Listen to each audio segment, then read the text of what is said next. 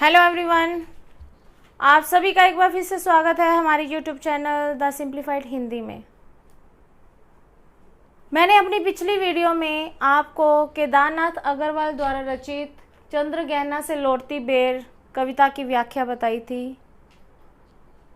आज उसी कविता की जो आदि व्याख्या है, यानी कि उसी कविता का जो शेष भाग है, वो आज मैं अपनी इस वीडियो में लेकर आई हूँ। कठिन शब्दों के अर्थ पहले की भांति ही आपके सामने है, यानी कि सामने लिखे हुए हैं, ताकि आपको व्याख्या समझने में किसी भी प्रकार की कोई भी मुश्किल ना हो। अपनी पिछली वीडियो में मैंने आपको बताया था कि अपनी इस कविता में कवि ने प्रकृति के सौंदर्य का वर्णन किया है। वो बताते हैं कि उन्होंने चंद्रगहना नामक एक गांव देखा है और उसी के सौंदर्य का उन्होंने वर्णन किया है कि वहाँ पर उन्होंने एक छोटा सा चने का पौधा देखा है, जिस पर छोटा सा चना उगा हुआ है। उसके साथ ही अलसी का पौधा है, जो कि बहुत ही ज़्यादा हठीली है और कहती है कि जो मुझे प्यार से छुएगा मैं उसे अपना दिल दान में दूंगी। फिर आगे कवि ने सरसों का वर्णन किया है, उसके सौंदर्य का वर्णन किया है कि जो सरसों है वो तैयार होकर ब्याह मंडप में ब्याह करने के लिए पधारी है। और आगे कवि ने प्रकृति के स्वयंवर का वर्णन किया कि प्रकृति का ऐसा लगता है कि मानो उसका स्वयंवर होने वाला हो। और उसके पश्चात कवि ने गांव और शहर के बीच के अंतर के बारे में बताया कि गांव जो है वो शहर से कहीं अधिक सुंदर लगता है, उसमें हरियाली होती है, वो बहुत ज़्यादा उपजाऊ होता है, जबकि जो शहर है वो मात्र एक व्यापारिक नगर ही है। तो वो कहता है कि मुझे गांव जो है वो शहर की तुलना में बहुत ज़्यादा अच्छा लगता है। फिर कवि ने बताया कि वो जहाँ पर बैठे हुए हैं वहाँ पर उनके पैरों के नीचे एक तालाब है।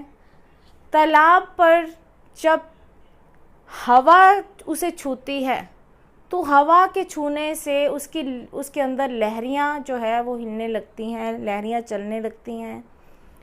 उसके तले में भूरे रंग की घास उगी हुई है और हवा के आने से वो जो घास है वो भी हिलने लगती है। पास ही कुछ पत्थर पड़े हुए हैं। उन पत्थरों को देखकर कवि कहते हैं कि ऐसा लगता है मानो वो बहुत ही ज़्यादा प्यासे हैं और पोखर का पानी भी उन्हें छूता है, लेकिन फिर भी उनकी प्यास जो है वो ना जाने कब बुझेगी। यानी कि वो इतने ज़्यादा प्यासे हैं कि पोखर का पानी भी उनकी प्यास को नहीं बुझा पा रहा है। तो आगे आज देखते हैं कि आगे कवि ने किस प्रकार से प्रकृति के सौंदर्य का वर्णन किया है। कवि कहते हैं कि चुप खड़ा बगुला डुबोए टांग जल में, उसी पोखर में उसी तालाब में एक बगुला अपनी टांग को दबाए वहाँ पर खड़ा है चुपचाप। देखते ही मीन चंचल ध्यान निद्रा त्यागता है। जब अचानक से उसे कोई मछली दिखाई देती है, मीन का अर्थ क्या होता है? मछली। ध्यान निद्रा का अर्थ क्या है? ध्यान रूपी नींद। यानी कि वो चुपचाप वहाँ पर खड़ा है और जैसे ही उसे कोई मछली दिखाई देती है वो अपनी ध्यान निद्रा यानी कि अपनी नींद को त्यागता है और क्या करता है? चट दबाकर चोंच में नीचे गले में डालता है। वो एकदम से उस मछली पर झपटा मारता है, उसे अपनी चोंच में दबाता है और सीधा ही अपने गले में उतार लेता है। और उसके साथ कौन खड़ा है? आगे कवि क्या कहते हैं? एक काले माथ वाली चतुर चिड़िया। जहाँ पर उस पोखर में बगुला खड़ा है, वहीं पर काले माथे वाली एक चिड़िया भी वहाँ पर खड़ी है। श्वेत पंखों के झपाटे मार फौरन। वो चिड़िया जो है वो इतनी चतुर है, इतनी चालाक है कि वो जब मछली को देखती है तो फौरन ही वो एक झपटा मारती है। किससे? श्वेत पंखों से। अपने जो सफ़ेद पंख हैं उनसे वो उस मछली पर झपटा मारती है। टूट पड़ती है भरे जल के हृदय पर। तालाब में जो पानी भरा हुआ है वो उसके अंदर उस मछली पर टूट पड़ती है और चोंच पीली में दबाकर दूर उड़ती है गगन में। उसकी जो पीली चोंच है उसमें वो उसे दबाती है और दबाकर वो दूर आकाश में उड़ जाती है।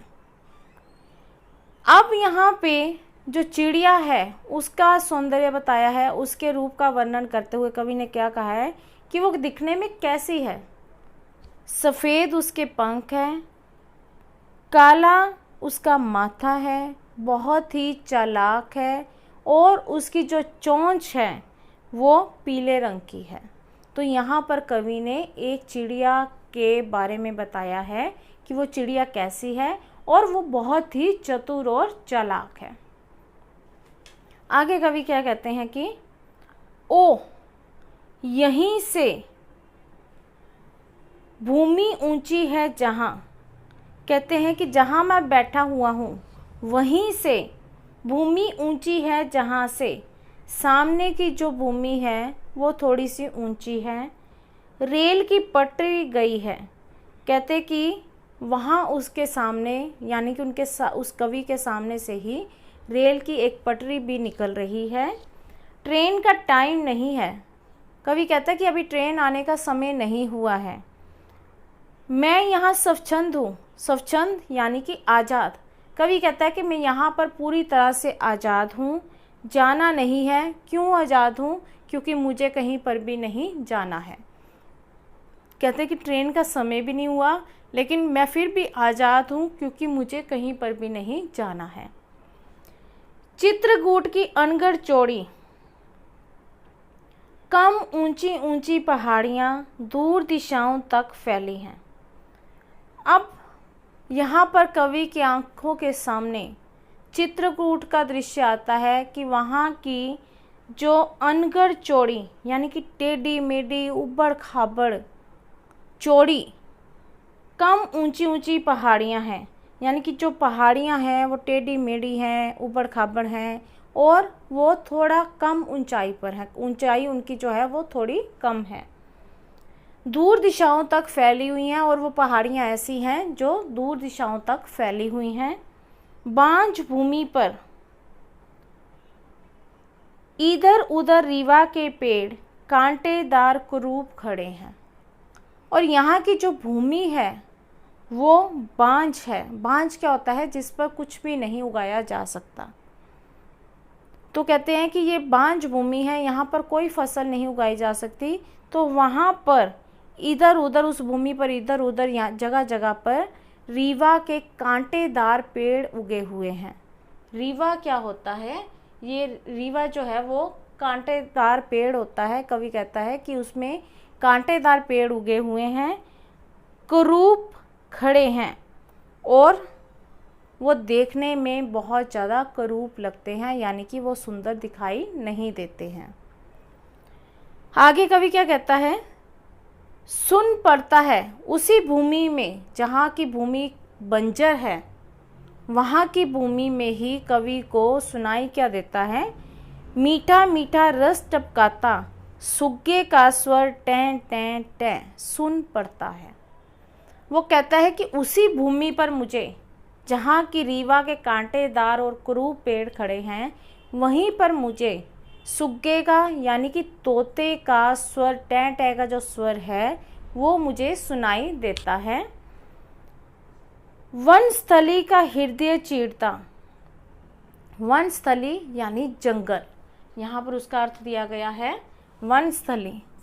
वनस्थली यानी जंगल। जंगल में जंगल का हृदय चीरता यानी कि जब उसका तोते का स्वर सुनाई देता है तो उसका स्वर जो है वो जंगल को चीरता चला जाता है। उठता गिरता सारस का स्वर टीटो टीटो मन होता है उड़ जाऊं मैं।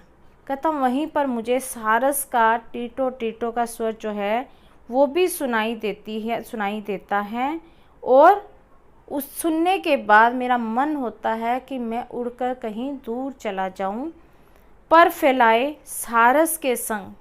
कहता कि मैं भी अपने पंखों को फैला लूं और सारस के साथ कहीं दूर उड़ जाऊं, हरे खेत में, जहाँ जुगल जोड़ी रहती है, हरे खेत में। कहता है कि मैं अपने पंखों को फैलाकर सारस के साथ उस जगह पर जाना चाहता हूँ जहाँ पर जुगल जोड़ी रहती है, यानी कि जहाँ पर प्रेमी जोड़ी रहती है। प्रेमी जोड़ी यानी कि सारस की प्रेम रूपी जोड़ी जो वहाँ पर रहती है। कहता है कि हरे खेत में सच्ची प्रेम कहानी सुन लूँ चुपके चुपके। कहता है कि हरे खेत में जहाँ पर सारस रूपी प्रेम की प्रेमी जोड़ी रहती है, वहाँ पर जाकर मैं चुपचाप उनकी बातों को सुन लूँ, उनकी प्रेम कहानी को सुन लूँ। यानी कि कवि ने प्रकृति का अनोखा दृश्य जो है वो हमारे सामने प्रस्तुत किया है, उसका चित्रण किया है। और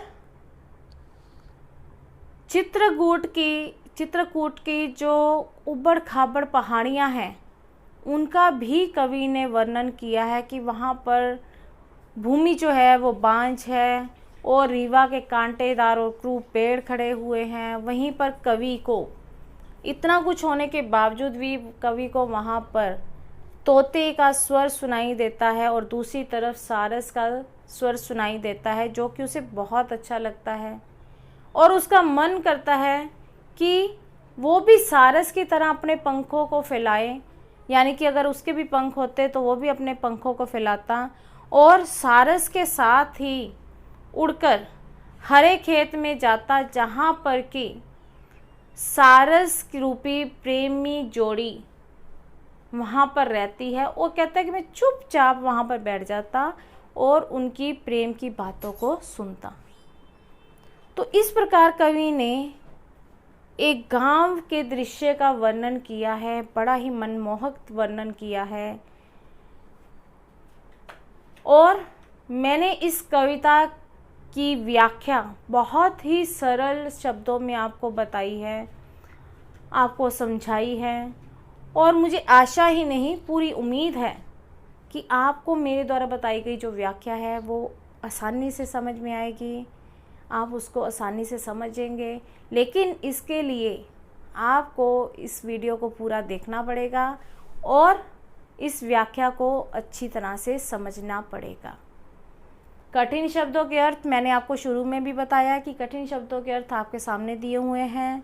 जहाँ भी आपको समझने में कुछ मुश्किल हो तो आपके सामने अर्थ दिए हुए हैं, आप इनको देखकर समझ सकते हैं।